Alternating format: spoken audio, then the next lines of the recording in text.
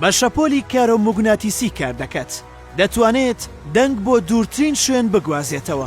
بەهۆی ئەو داهێنانەوە چەندین کەس لە مردن ڕزگار کراون. رادیۆ ئەو بیرۆکەیە کە ڕوخساری مێژووی گۆڕی. ناتوانرێت بە دیاریکراوی کەسێک بکرێتە داهێنەری تەواوی رادیۆ، چونکە لە دروستکردنی ئەم ئامێرەدا چەندین کەس بەشدار بوون، بە چەندین قۆناغدا تێپەڕیوە.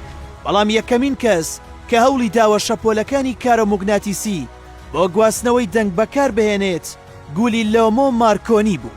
مارکۆنی نازناوی خاوەن گۆچانی جادوویی لێنراوە، چونکە بەو گۆچانەی توانی هەموو جیهان بە چەندین فریکوێنسی جیاواز ئاشنا بکات و بیگۆڕێت بۆ دەنگێک کە بە ملیارەها کەس لەم جیهانەدا گوێبیستی دەبن.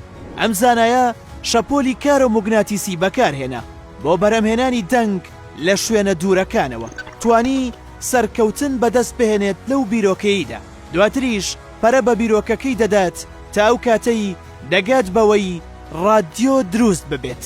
مارکۆنی توانی لە ساڵی 1901 شەپۆلەکان بگەێنێتە سەر زەریای ئەتڵاسی.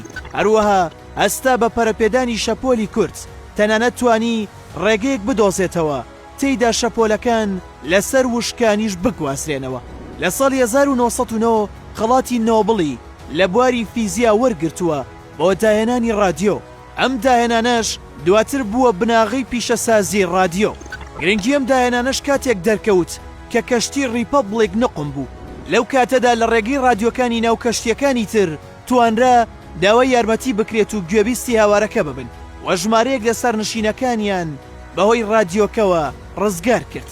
هەروەها مارکۆنی سەرکەوتوو بوو لە ناردنی پەیامە رادیۆیەکانی لە نێوان ئێرلەندا و ئەرژەنتین لە دووری 6,000 میلەوە.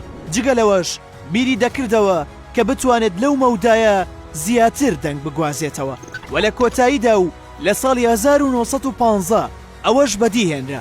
ئێستاش چەندین داهێنانی تر لەسەر ئەو داهێنانەی مارکۆن دروست کراون و پەرەیان پێدراوە و بوونەتە هۆکاری ئاسانکردنی ژیان و خێراکردنی شوکارەکانی ڕۆژانەمان.